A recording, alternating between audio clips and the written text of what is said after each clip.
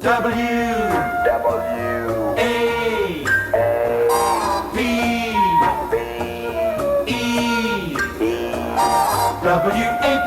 Channel 69. Hello, this is Honest John. Welcome back to this YouTube site dedicated to celebrating the Big Ape in Jacksonville. Tonight, I'm going to put together a little different video for you, and I hope you enjoy it. It's not so much about the Big Ape itself as it is about the Beatles, this guy and his three compatriots. And there's a couple of reasons for that. First of all, Alan Sands a while back sent me a video of Dan Brennan doing an interview on Alabama Public Television about how the Beatles affected his radio career, and specifically the most intense part of that was when the Beatles came to play the Gator Bowl, and he got to introduce them and meet them and intermingle with them and get to know them pretty good. He'll talk about that, and I think you'll enjoy that. I'm not sure when this interview happened. I'm going to guess around 1990. That's based on the gray hair and the haircut and the clothing, but I'm not sure. I called Alabama Public Television to get permission to use it, and they didn't really know, but they said, go ahead and use it and enjoy it. So I think you will. I think you'll enjoy it. It'll be good to hear Dan's voice again.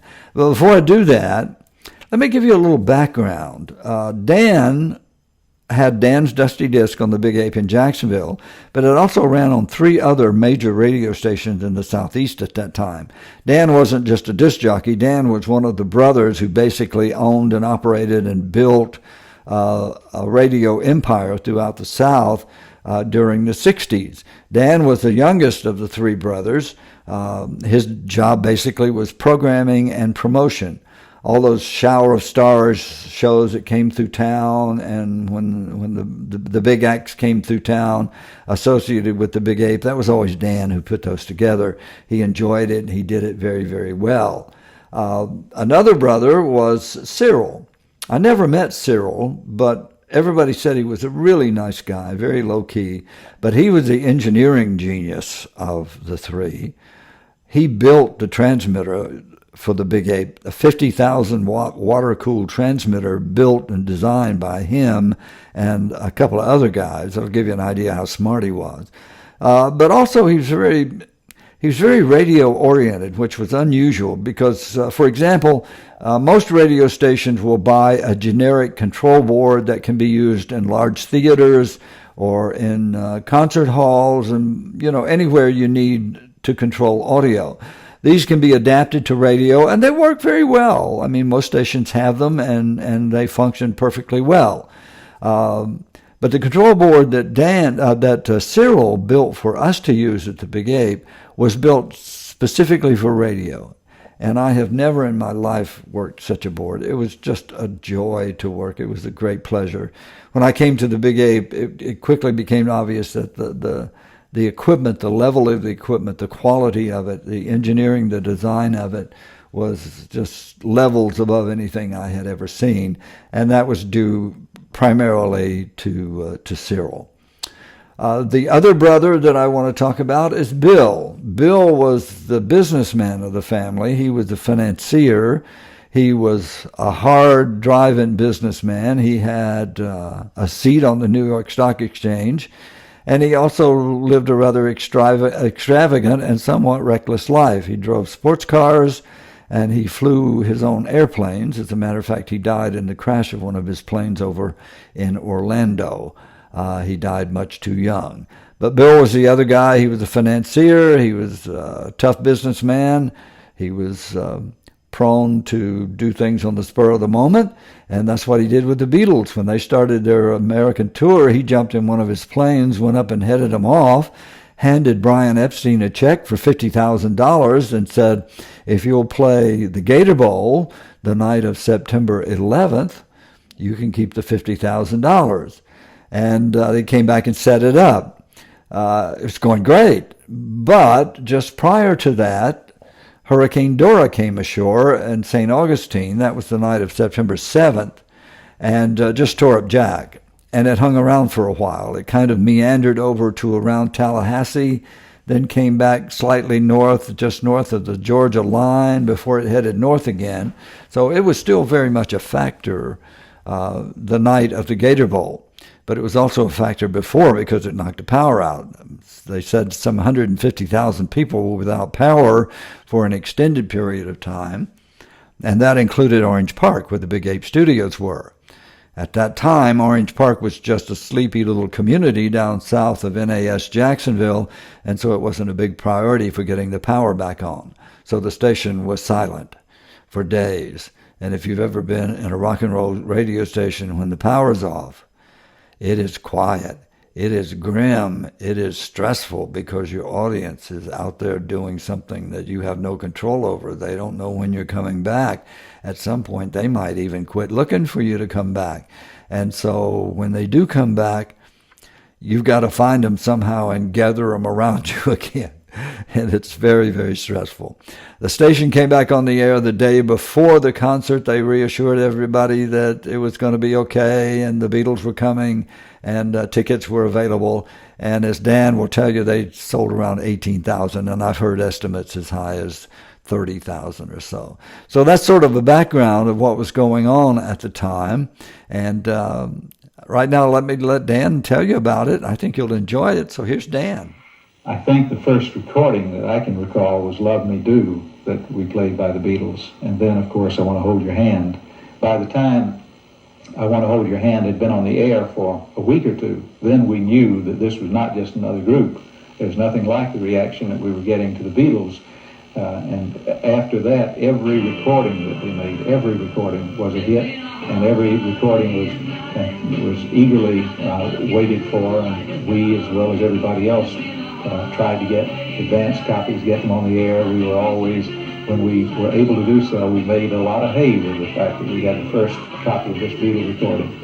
The first Beatle tour of America in 1964, the group agreed to play among other cities. They picked the sites that they would appear, their management did rather, and they picked Jacksonville, Florida as one of the cities that they would perform in. And we had a station, an affiliated station, WAPE, the Big Ape in Jacksonville.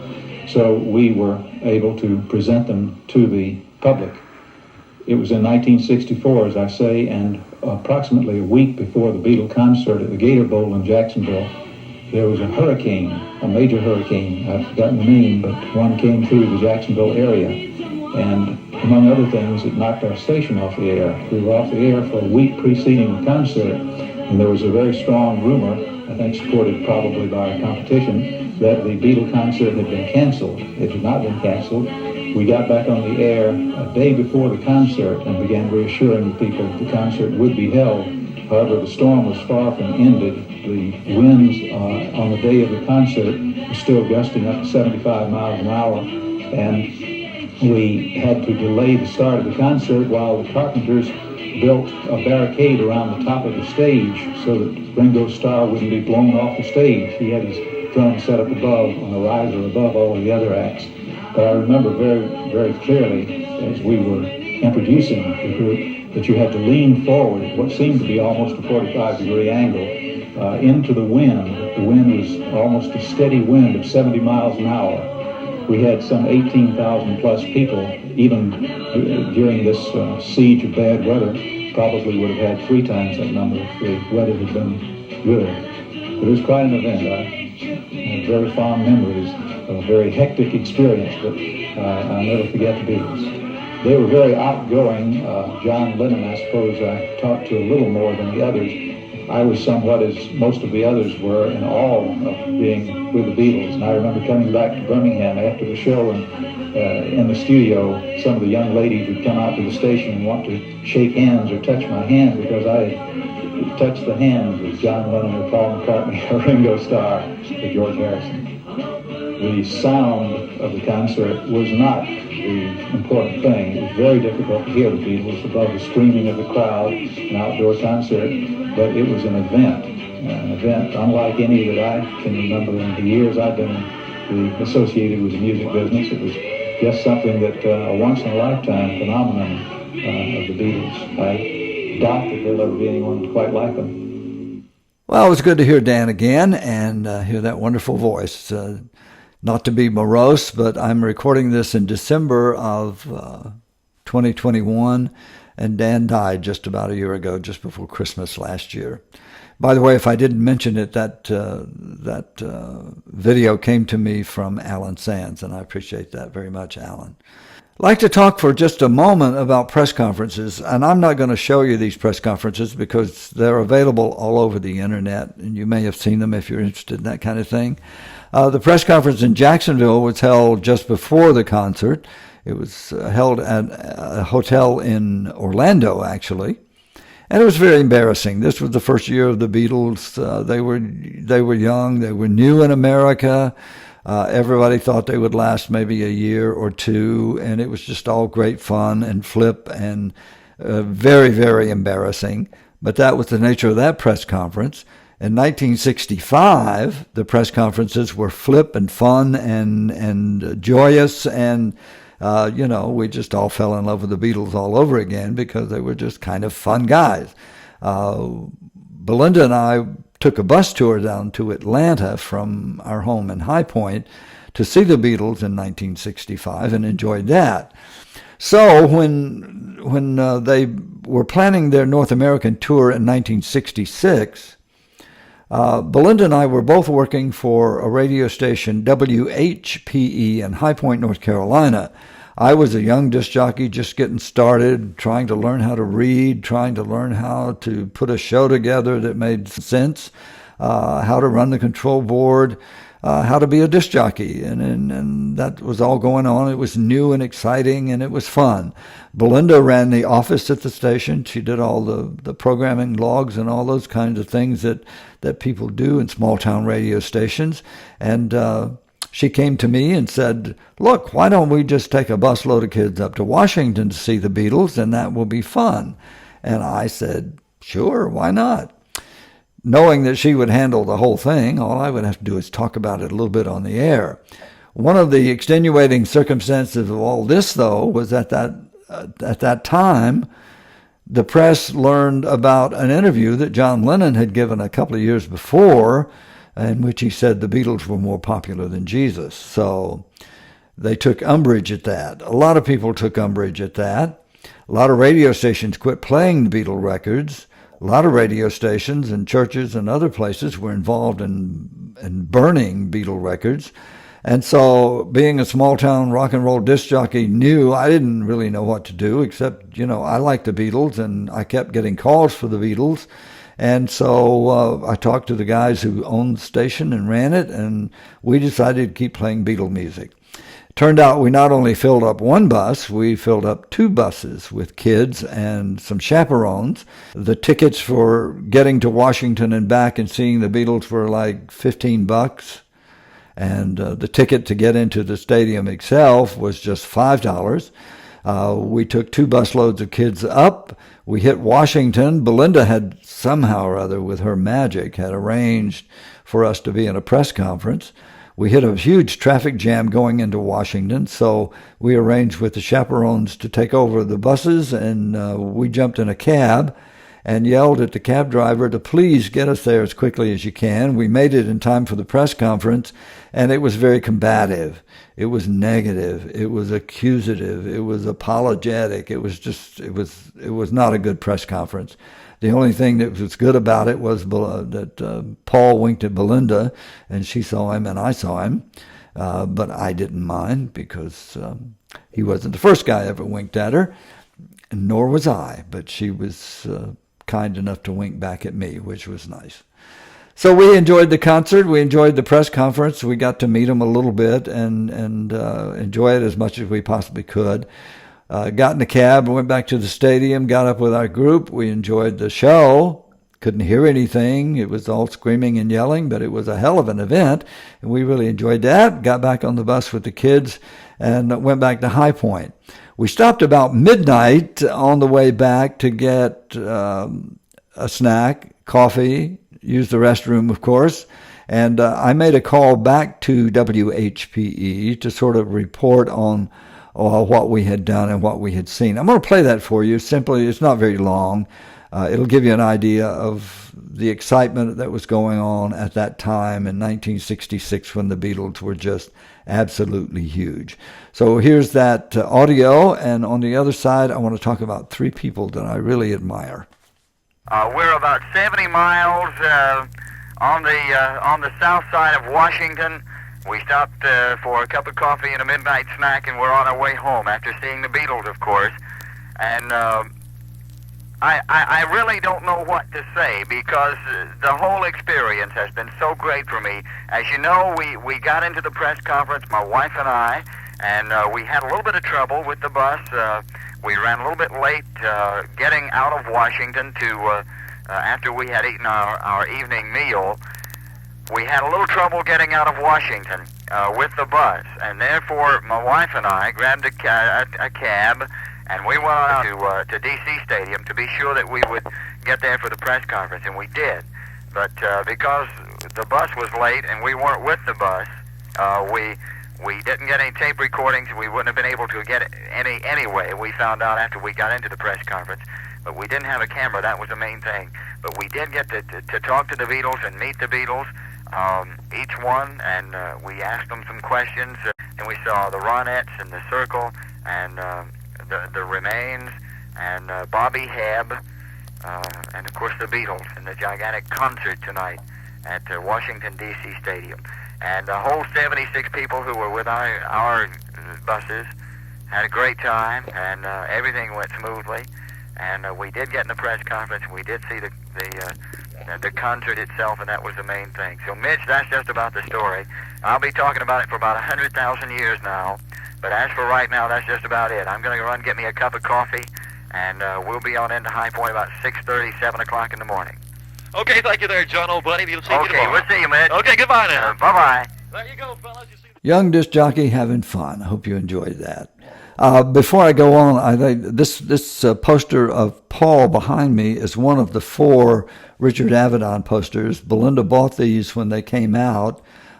We have had them archivally framed, and they hang in the hallway here at our house in North Carolina.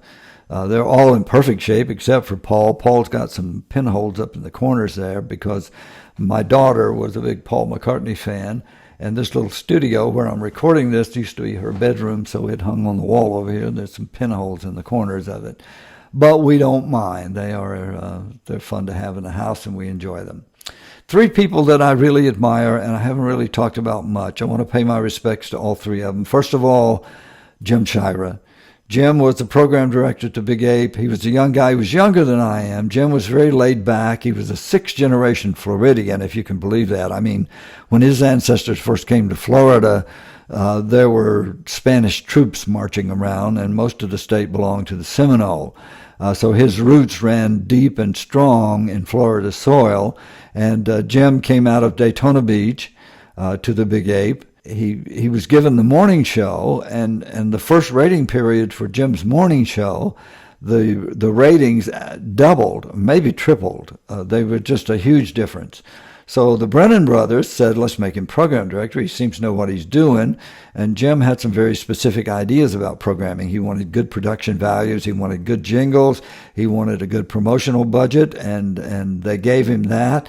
And he wanted to hire the best people he could find for the money, and just let us do what we did best. So he put together this whole team of what became the Big Ape during the years that I was there, which was early 67 until 71 when the station was sold. Jim was very laid back. He didn't bother me. He ran the morning show, and he had wonderful ratings on the morning show. My biggest fault was I tended to be repetitive. I would say something that I thought was really clever, and so I would repeat it the next day, and maybe the next day, and Jim would come and put his arm around my shoulder, and he'd say, "Honest, John, we heard it. I think they got it. Let's do something else." And he was very nice about it and very positive. And that's the kind of program director he was. And I really appreciate that. He made it possible for me to spend the peak period of my youth and the absolute perfect place to spend that. Belinda and I are very thankful for Jim. We have a lot of respect for him. He died a couple of years ago, and I miss him. Another guy I want to talk about is an anachronism. Ike Lee was the chief engineer at the Big Ape, but he was much more than that. Ike was involved with everything. Ike was maybe the smartest person I've ever known. I don't understand, because he was a redneck. He was the kind of guy I would normally avoid. But for some reason, I just really liked the guy. We hit it off immediately. He handled a lot of the programming communication between Jim Shira and me. Jim worked the morning show, I worked the afternoon. So when there was going to be a new contest or new promotion of some kind, if there was a remote coming up, if somebody was going to be on vacation, whatever, I usually got that information from Ike. He went to all the dances, all the promotions. He was just part of everything. The problem was he was a redneck, and he drank too much. Never on the job, but after work, I went out with him and Dale Kirby one night, and we went to a catfish restaurant, and they got drunk, and I thought, I just didn't know if I was going to get home alive. But Ike was that kind of guy. But when he got drunk, he got funny. He didn't get mean, and he just was very reckless. But I liked Ike a lot. He treated me with tremendous respect. All of us, he appreciated what we did, and he fit right in somehow or other. And he died several years ago, and I'm going to miss him. And finally, I'd like to talk about Bill Brennan. Bill was a businessman. He was a hard man in some ways, and there's a lot of stories going on around Jacksonville about Bill Brennan, and I've heard 1,000 of them. Probably 950 of them are not true, but 50 of them are. He was a very reckless individual, but to me, he was just a boss who didn't bother me at all. He was very respectful. He gave us a budget that we needed. He gave us a promotional budget that we needed, and I really appreciate Bill. Didn't know him well at all. He just didn't bother me. But he did, the thing that I have physically from Bill is a set of glasses that came out of the apartment that he had in the Big Ape studios after he died. Some of that stuff was just given out to the disc jockeys, and I got these 3 glasses. And when Belinda and I have a drink out of them, we always say to Mr. Brennan. And tonight, to close this out, I will also say to Mr. Shira and to Mr. Lee, Mr. Brennan,